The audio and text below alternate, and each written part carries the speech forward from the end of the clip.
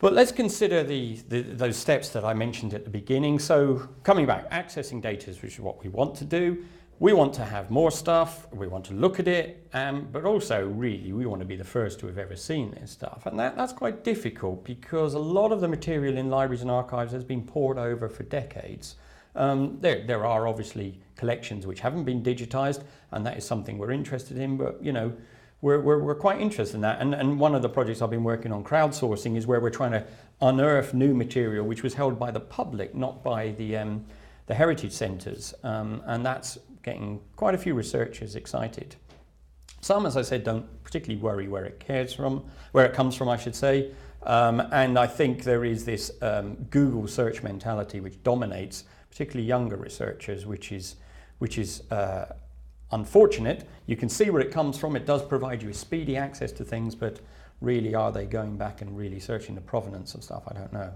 The other thing, when we're accessing data, well, we could be using a laptop as I'm using here, an iPad, an iPhone, or whatever. Sorry, I'm plugging Apple there, I didn't mean to, but devices all the time and from anywhere and at any time. And this again is a challenge to libraries, because what we're basically saying is, no, we don't want to necessarily come to you and order a book and sit at a desk. We want you to send the stuff to us, and I may be in another country and it may be in a different time zone, but I still want that material. This I know is going to come up later, but I'd just like to add my voice of support to anyone who says we want to break free of the stranglehold of the academic journal publishers. We're as fed up as you are in the sciences, and I was struck by, there was a comment in the Hefke review of JISC where they seemed to think that JISC was anti-publishers, which I don't believe they are, but I can imagine that many people might have read that and said, good for JISC, because basically the system we're in at the moment is unsustainable and is just nonsensical. But as I said, the other thing, going back to my main point, print and digital, very important. So as I said, releasing hidden content, this is something which we want. I think a key thing which I'm sure will be picked up today is making data open, making metadata open, allowing people to find these sorts of things very easily or share means of finding them. And I would lend my support to any voices that talk about that. And the library and I've asterisked it because I hate the word the cloud because it's so badly used, was really about this sort of the library moving outside its physical constraints. But also I think, and a challenge for librarians is we're actually looking to other services now for things maybe we traditionally look to a library for. So we're looking at content from third-party suppliers. So the library has gone out. Our concept of the library, I think, is not the physical building sitting in the center of campus. It's this whole plethora of institutions and vendors and suppliers that are holding information which we want access to.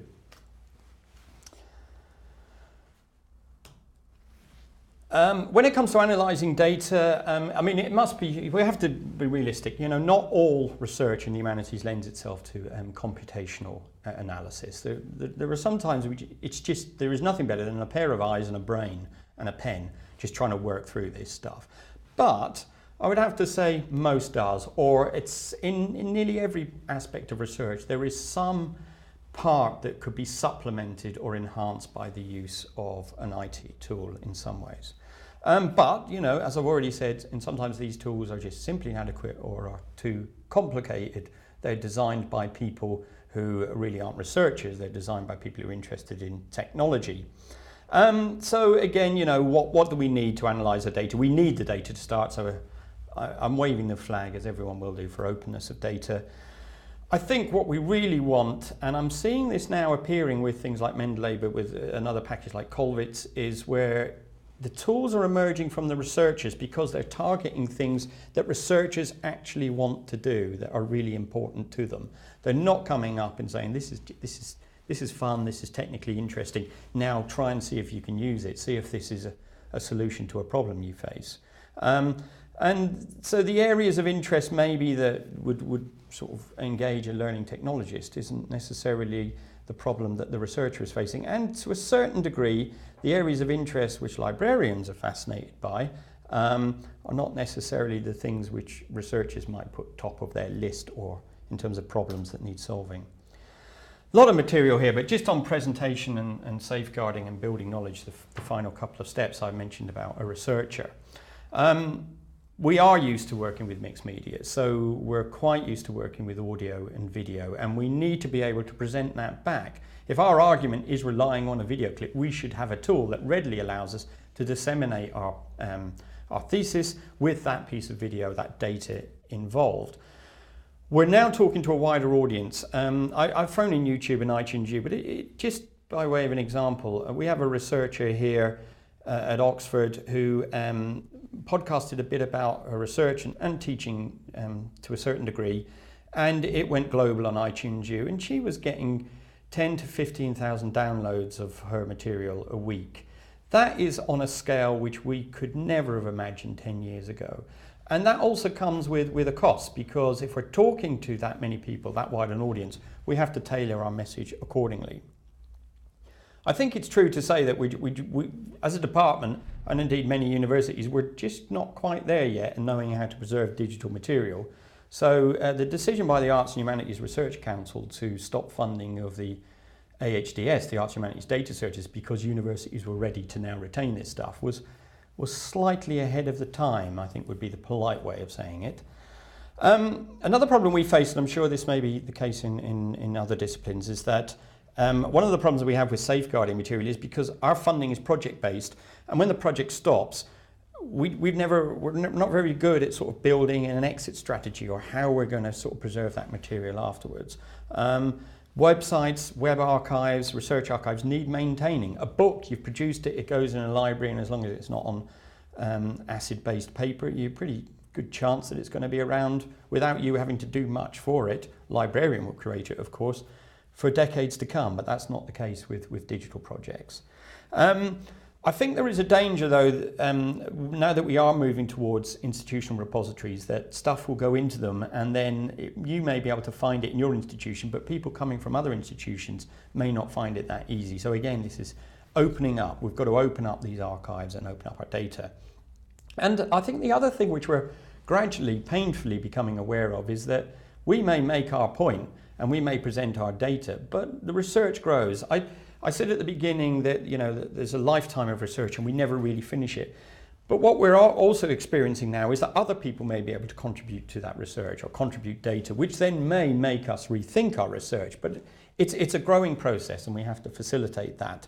So really the key things here are about new ways of disseminating research, and that it can be placed somewhere safely and can be easily found, but that our research really never stops.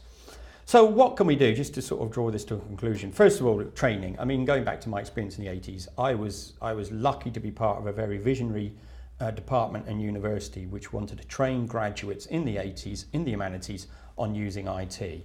And if we look at some of the results, this is just one example from the Pseudomy project. The graph there, is there a need for data management training? The vast majority of people said yes or possibly. There was only a few people thought not.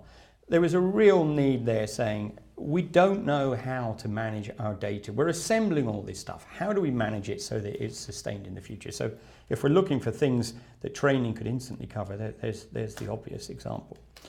What else can we do? Well, I've said this, promote openness, metadata and resources. I think there is a certain movement in that from the bottom up, but that has to come from top down. We need the funding councils to say, you're going to have to make your data open. You're going to have to make not just your scholarly output, your final publication, but also the data that led you to reaching your conclusions. We need to provide facilities and services that allow academics to circumvent the publishing process. That's an interesting one, but basically my example here is when I saw what iTunes did to the music publishing industry in terms of it broke us free of this idea of the album. I think there is a potential for someone, it doesn't have to be Apple, it can be someone, to provide a facility there where we can put up our scholarly articles and make things available for free, or even if it is at a cost, for 50 to 70p an article, that opens this up to everyone, not just academics, but to the general public. And all we need is a simple way of doing this and recognition within the academic sector that things can be peer reviewed and it's absolutely fine to publish that way, and we don't have to be locked in to that academic journal publishing nightmare that we're all living at the moment. We need to provide better tools for research, analysis and so on. I've mentioned a couple of there. One is the database as a service.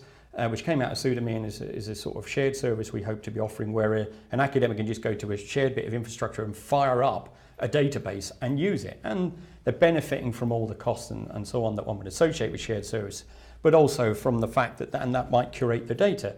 And the other thing there is a project which I saw recently, Claros, why I really like this, it's aggregating so much data from around the world, from all kinds of archives and museums to do with the classical world, and allowing you interesting ways of searching that and visualizing it, and also taking things to a new level. And one example they showed was what you might call augmented reality, where you could go into a museum or archive, take a photo of a particular vase on your phone, just fire that into the website. It would automatically search on image-based retrieval and tell you what that vase is or other vases like it, and so on. Taking things to a new way beyond just the text search of metadata. I think we're all embracing relationships outside of the sector, and there's nothing wrong with that. We just have to do this. I mean, you highly questionable how big the sector is, where it's changing, where are the boundaries now? I think they've gone really, haven't they? We're all working in a privatized industry now, to be basically honest. I think also, and I'm wearing here my hat as a director of IT and a learning technologist and all that, we've got to be less fixated on our interest and more on the needs of researchers. And pretty much I think I'd go back to the beginning that, you know, some of the things which we knew in the 80s then, they're still the case. But what we're trying to address is a fast-changing world with fast-changing expectations from both users, researchers and the end users, the people who want to use our data. And so looking at, I mean, the model I've used here is to look at the 4 stages of research and try to show you the challenges and opportunities there. I think there's a lot we can do. I think there's a lot that librarians need to worry about and need to focus on for their own future. But, you know, unless we're realistic, unless we really take on some of these big challenges, particularly with openness and the academic publishing model, then I think we may be having this discussion in 10 years' time. Thank you.